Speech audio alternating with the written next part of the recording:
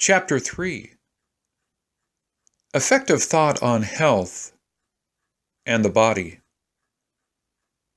The body is the servant of the mind. It obeys the operations of the mind, whether they be deliberately chosen or automatically expressed. At the bidding of unlawful thoughts, the body sinks rapidly into disease and decay. At the command of glad and beautiful thoughts, it becomes clothed with youthfulness and beauty.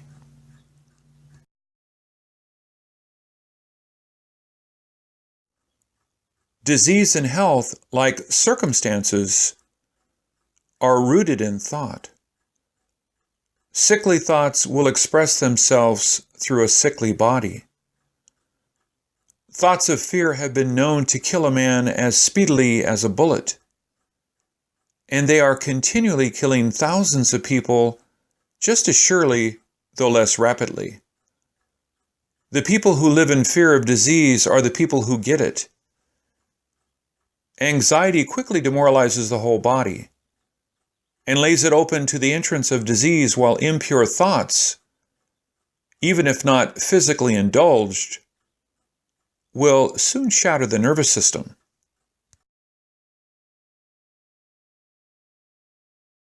Strong, pure, and happy thoughts build up the body in vigor and grace. The body is a delicate and plastic instrument, which responds readily to the thoughts by which it is impressed. And habits of thought will produce their own effects, good or bad, upon it.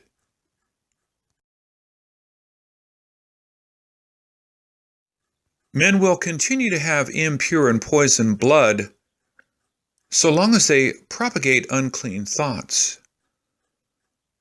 Out of a clean heart comes a clean life and a clean body. Out of a defiled mind proceeds a defiled life and a corrupt body. Thought is the font of action, life, and manifestation. Make the fountain pure, and all will be pure.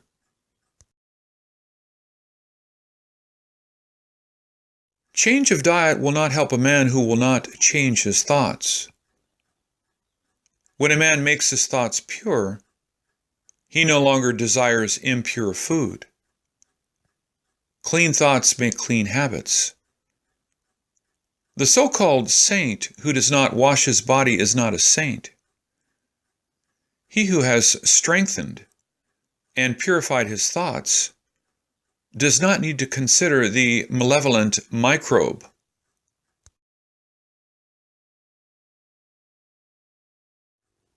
If you would protect your body, guard your mind. If you would renew your body, beautify your mind. Thoughts of malice, envy, disappointment, despondency rob the body of its health and grace. A sour face does not come by chance.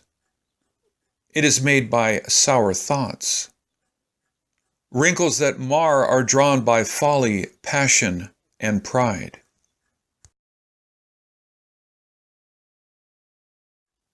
I know a woman of 96 who has the bright, innocent face of a girl. I know a man well under middle age whose face is drawn into inharmonious contours. The one is the result of a sweet and sunny disposition. The other is the outcome of passion and discontent.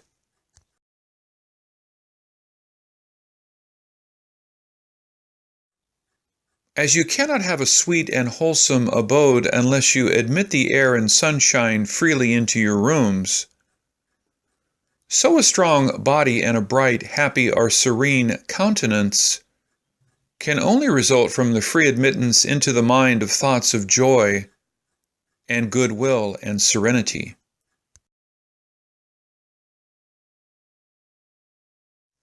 On the faces of the aged there are wrinkles made by sympathy, others by strong and pure thought, and others are carved by passion.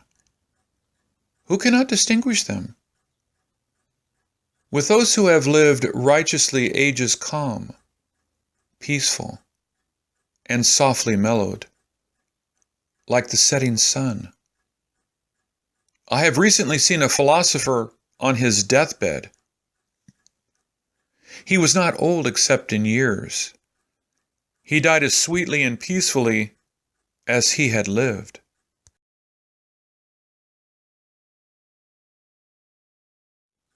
There is no physician like cheerful thought for dissipating the ills of the body.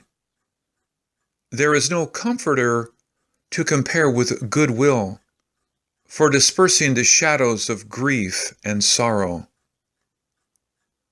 To live continually in thoughts of ill will, cynicism, suspicion, and envy is to be confined in a self-made prison hole.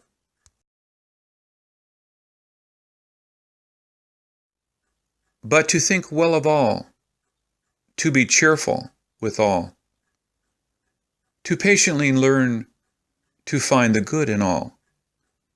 Such unselfish thoughts are the very portals of heaven.